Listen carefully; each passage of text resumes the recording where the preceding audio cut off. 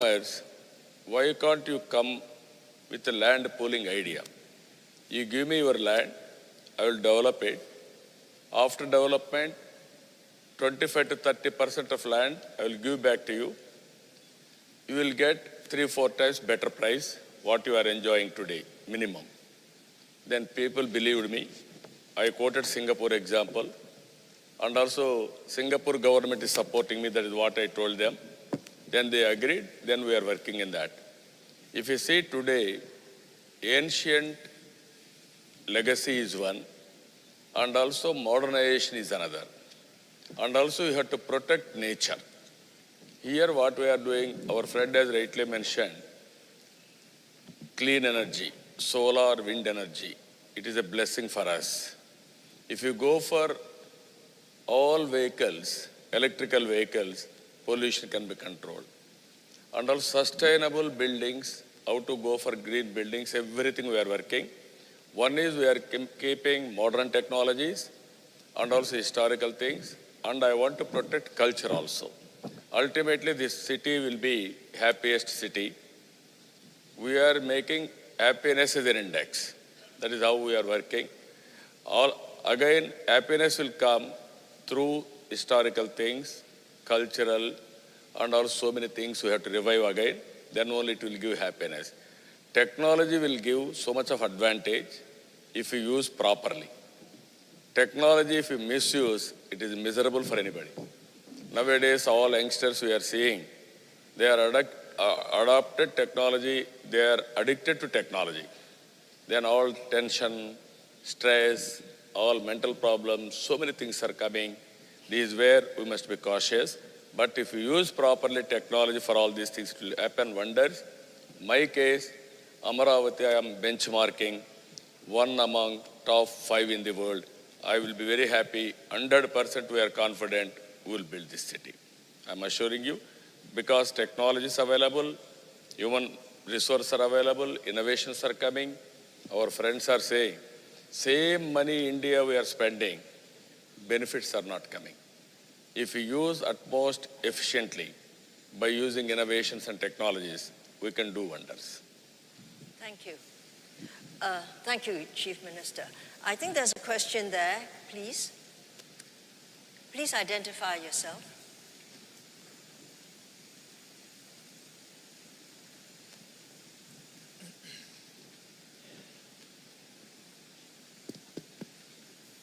It's on. Oh, not very loud. Thank you very much. My name is Mohamed Mezgani. I am the Secretary General of the International Association of Public Transport. So a lot has been said about water, energy, waste management, environment, but not much about mobility and transport. I think it's important, it was mentioned, that we focus on technology. I mean, you mentioned Internet of Things, blockchain, artificial intelligence. So these are important aspects, but technology will never succeed to transport people.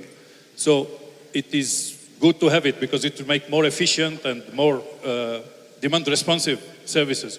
But we need large public transport infrastructure. We need to develop mass transit and integrate it with new mobility solutions with on-demand transport. Especially we are here in Singapore, and under the leadership of the Land Transport Authority, Singapore is one of the leaders for as far as mobility is concerned. So I would like to hear the view of the panel about their views about transport in the city. Thank you. I'm going to direct it first to Bernard Charles, because I had a follow-up question when you talked of your virtual Singapore. You know, because you can visualize options for transport policies, but how do you nudge people to choose those options? Yep. And can you please try We to did answer a very interesting simulation Yeah. here with Virtual Singapore. We were asked to really look at the flow about how Louder, students are going to school, on which means do they use to go to school. And I think it was a very strong reveal for the policymaker to discover, you know, what was the path, the flow, because it helps to do multimodal optimization. In fact, we discovered a quite anecdotal story that the young generation would go to the park, so they would go the wrong way to live, and the elder generation would go somewhere else. So multimodal transportation is about understanding how the city is working and how people are using this multimodal aspect. I would also like to notice that's about how it's used. There is a revolution going on in transportation on all aspects. I think the last mile delivery, for example, is going to be, we have 500 new e-mobility projects going on, whether it's drones, electrical airplanes, of course, obviously electrical robots, cars, but it will become robots this is happening today. And those programs are going on, and they are changing the landscape about how those services could be provided. And our platform is used for this because this is about cyber, not cyber security, but cyber in terms of system availability within city. And the third point I would relate to is the fact that aside of metro, the city has always been seen and observed in 2D. And there are a lot of misuse of the fact that it's a space. And therefore, the Z dimension is very important and could be a significant factor to improve underground services. Not many cities understand the underground architecture. Things are there because they are there for years. Underground could be used for many set of services which are not necessarily people-centric, but serving people, but not people underground. And those things are new solutions which need to be evaluated much more seriously. So how it works, new mobility equipment on robots. On the third thing is the city is a volume, not a flat thing. Does anyone want to answer that? Do you? We'll get another view. This is a very good point. For cities to be green and to be inclusive, public transport is absolutely essential. It is also essential if we want to be more serving to gender equality, as we know that in some countries, in some developing countries, women stay out of the workplace because they cannot safely go to work. So for us at the World Bank, investing in public transport is absolutely critical to make cities more inclusive and to make them cleaner. And a big chunk of our portfolio goes for rail. Actually, the point that was made, making it possible to reach from one point to another very quickly on the basis of using big data to understand how the city actually functions. This is absolutely critical. We have to look into the future when the automobile is going to be something very different, yes. But between now and then, we have to make sure that cities function. If there is no connectivity, if there is no mobility, people don't go to jobs, they stay poor. And that is, the point you make is absolutely critical for us to integrate in the way we think of investing in cities. Oh, I'm glad to see so many questions. There's one right at the back of the room, there's one here, and there's one in the middle. I would give the floor to the right-hand side, and then the back of the room, then the third question, and I think that's it. Please. Thank you very much. Thank you very much, Chair. My question is to the Chief Minister. Can you speak up?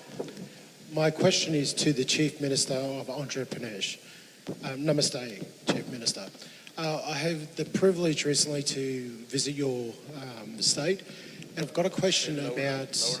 Louder, please. Later. Okay, I had the pleasure to visit your state in Andhra Pradesh. My name is Dr. Jeremy Novak and I'm from Southern Cross University. You touched on the renewable energy and how you are implementing solar, wind and other renewable energy sector. I would like to know, how are you building resilience within inside the community and also within inside these critical infrastructure organisations? Thank you. Did you catch the question? Yeah, little bit. And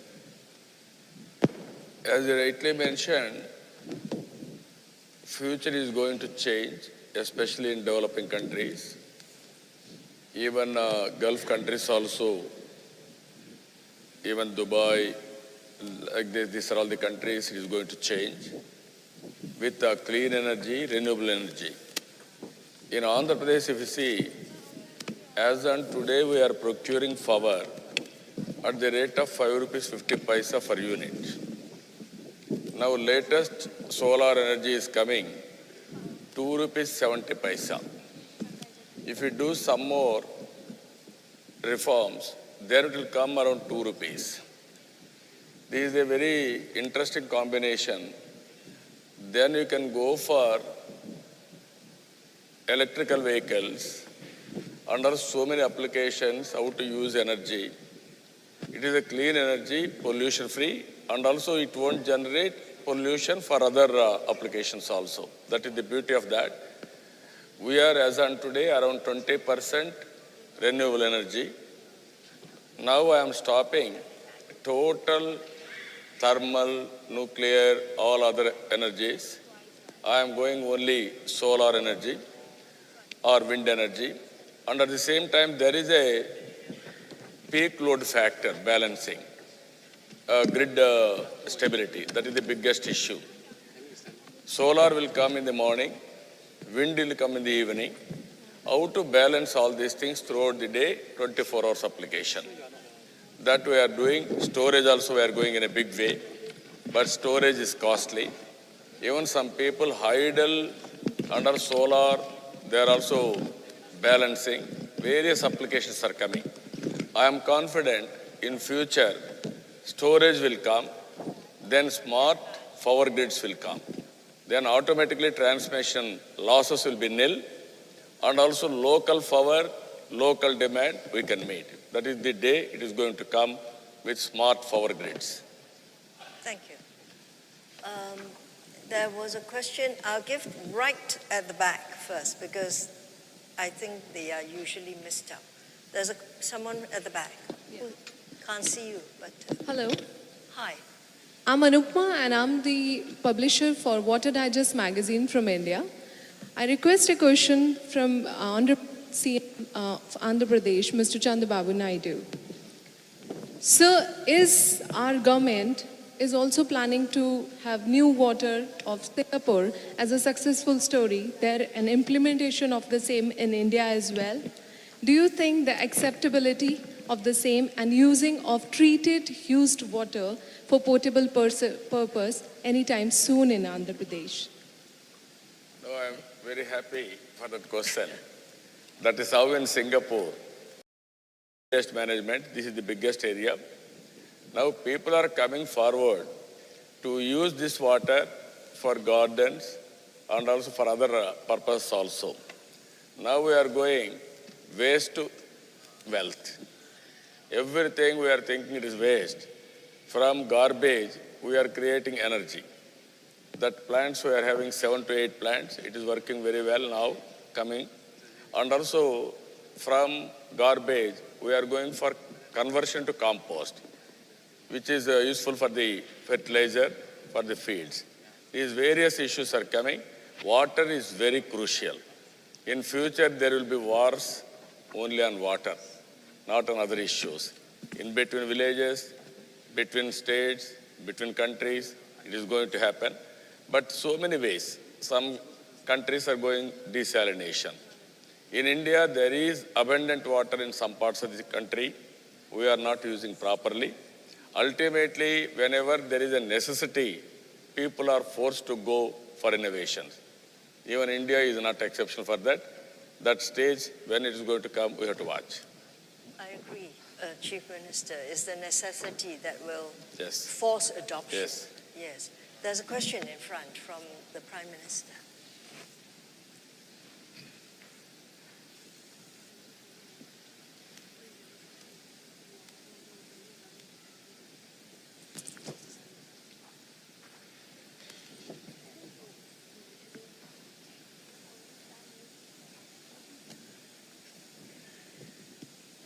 Prime Minister Ranil. The question is to the Honorable Chief Minister. My name is Bhaskar and I'm from Coimbatore. The World Bank chief mentioned two pertinent points. Now, there are huge investments required on the infrastructure sector. And how do we make it attractive for the private investors to also chip in so that the cities are able to reach their goals faster? Now, in India, the SPV is formed under Smart Cities Mission. They are meant to attract the private investment. The central government gives a lot of grants. The state government also gives its share. That has to be used to leverage as equity and make the private partners to participate in the holding company, what we call as Smart City Limited. And that would have really given us much headway. In fact, the Urban Can you Development give us Ministry the question, please? Yeah, question. the question is, why is it not happening? The government at the local level lack leadership, and the second point is they are using that as another department of the government rather than using it as an independent company, a corporate company, to reach our goals. As you rightly mentioned, India also is moving public-private partnership in all programs, not only one program. In urban area, in Amaravati for drinking water or otherwise for everything, we are going for private investment in a big way. Somewhere we are going different models, either PPP model or hybrid annuity. Some money will give, some money even for roads we are going same thing.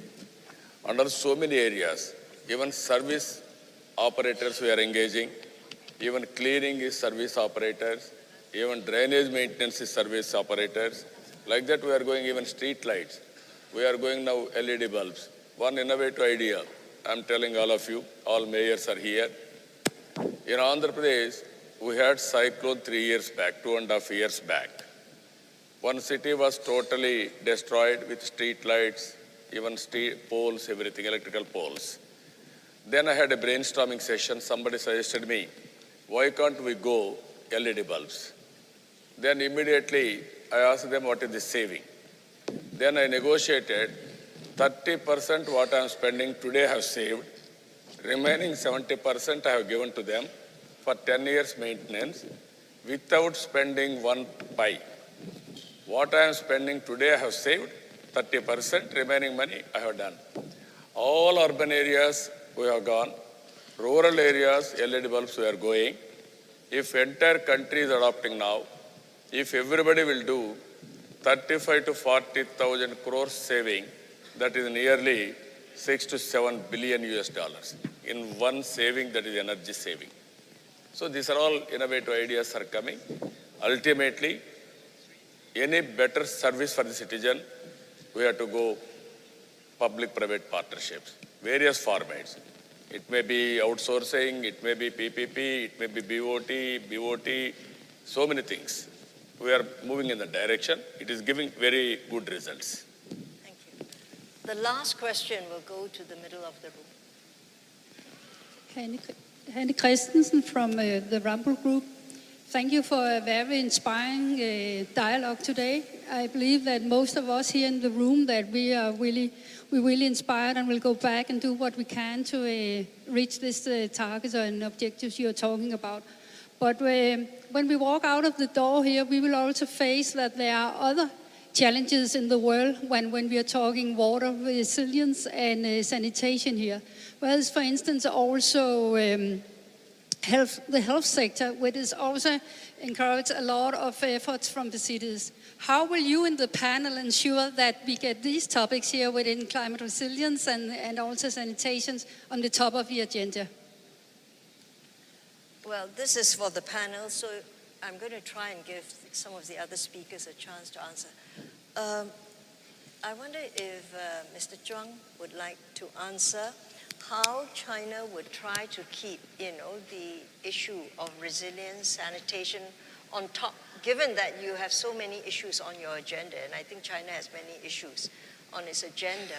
How would you keep the focus on resilience, sustainability, sanitation?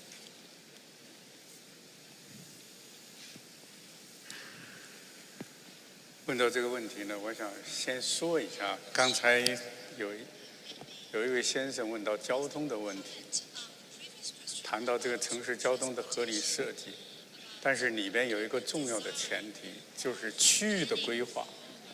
我们经常遇到一个过度的功能分区以后，往往是早晨有大量的人流往城市的中心区、行政区去走。 到了下午下班的时候，有大量的人流往外走，导致了很多交通的问题。所以这个空间的规划呢，千万不要任性，也不要过度。过度的分区呢，会导致这样一个人流的问题，给交通带来了拥挤，包括污染的排放这些问题。我们也知道，最近新加坡跟中国呢，在天津开展一个生态城的建设，里边呢就比较好的 解决了这些问题，在更加宏观的层面上呢，中国政府呢现在强调一个叫做五位一体，怎么把政治的、经济的、社会的、文化的和生态环境呢作为五位一体来进行合理的布局和建设。当然，这个难度会很大。我们知道，一开始是环境与发展怎么协调，再后来在南非的 约翰内斯堡会议上提出3大支柱的问题，社会的、经济的、环境的。到现在呢，中国探索一个五位一体的，这些呢，都需要有一个强有力的领导。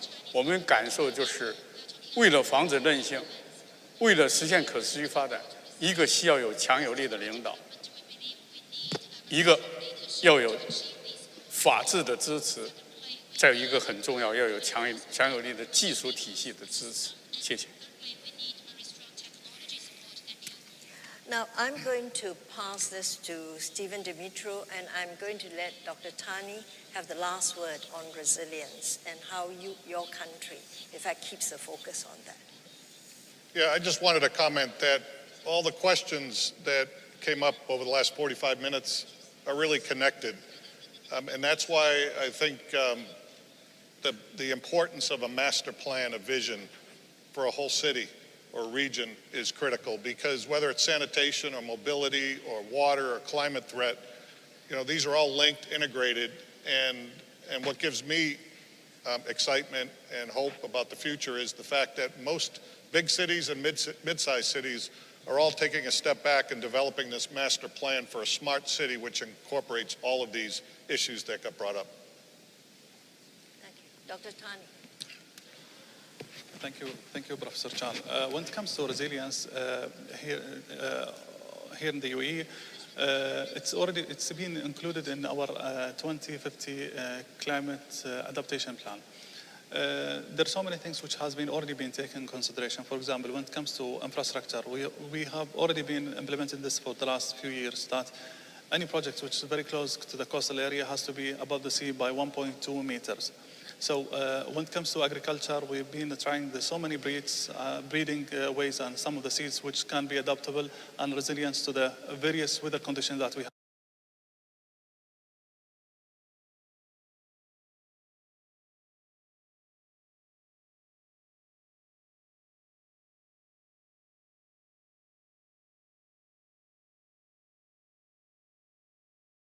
digested with food waste from the waste to energy plant, reduce our emissions, and maximize resource recovery.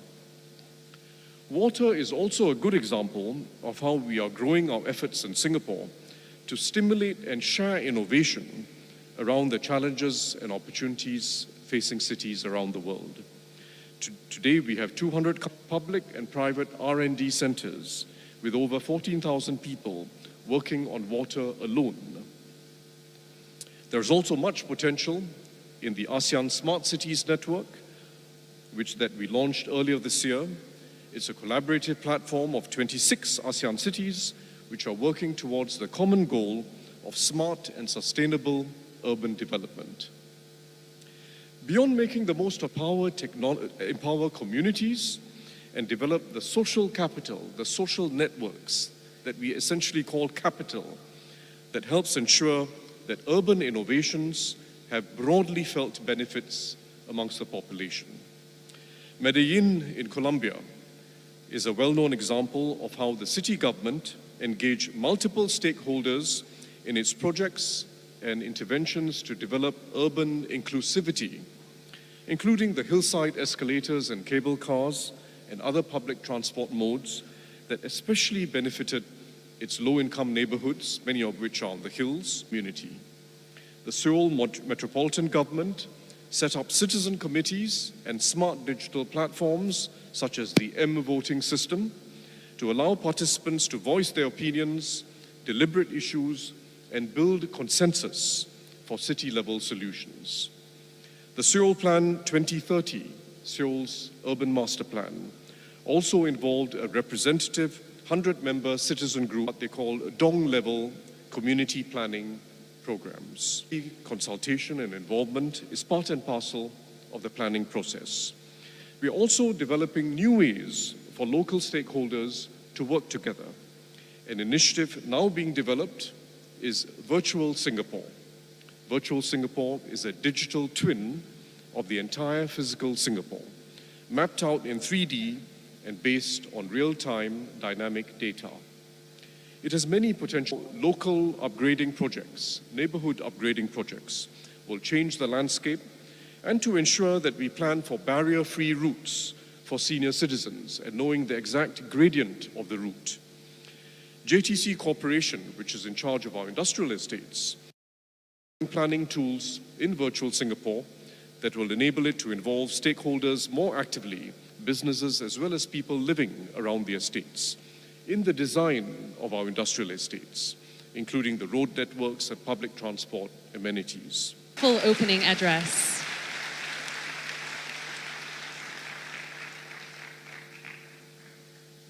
Ambassador-at-Large, Ministry of Foreign Affairs Singapore, and Chairperson SIWW Water Leaders Summit, Professor Tommy Koh, who will lead the next session. Professor Koh, please.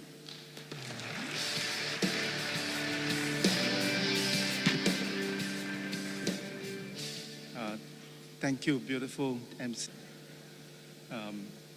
Prime Minister Ranil Wickremesinghe, Deputy Prime Minister Tharman Shanmugaratnam, the Chief Minister of Andhra Pradesh, Sri Chandrababu Naidu, Ministers, Boyer.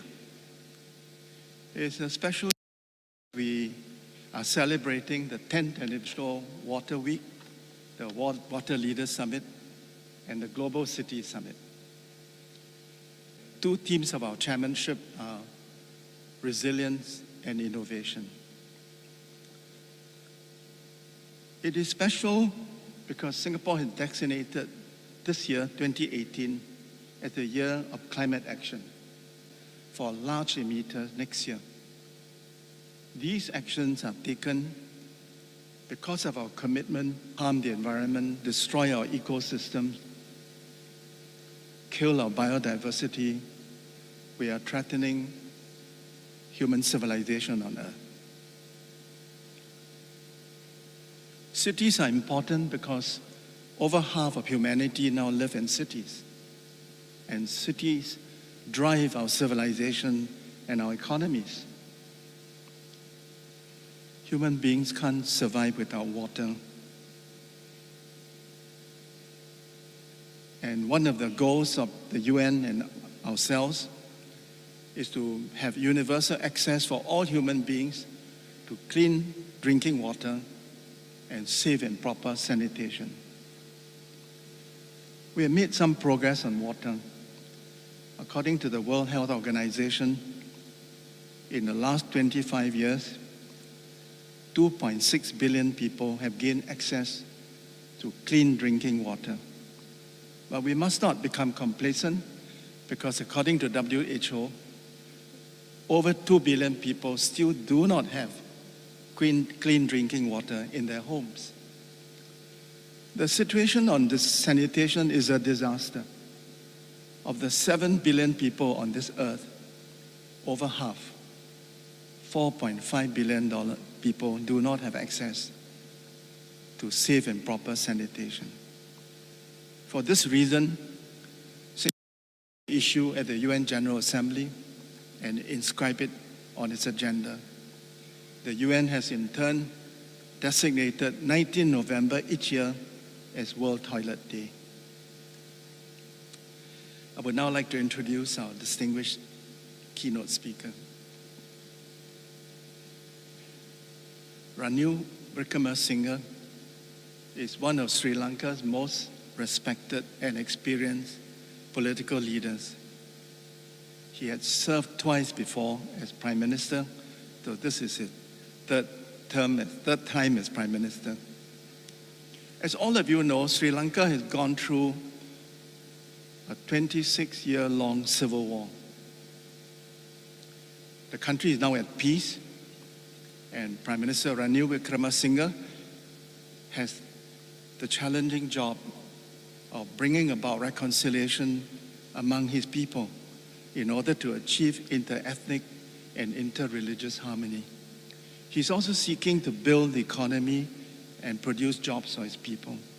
He's also trying to rebuild the damaged infrastructure, build new infrastructure, and to transform the beautiful towns and cities of Sri Lanka into safe, efficient, livable, and sustainable cities.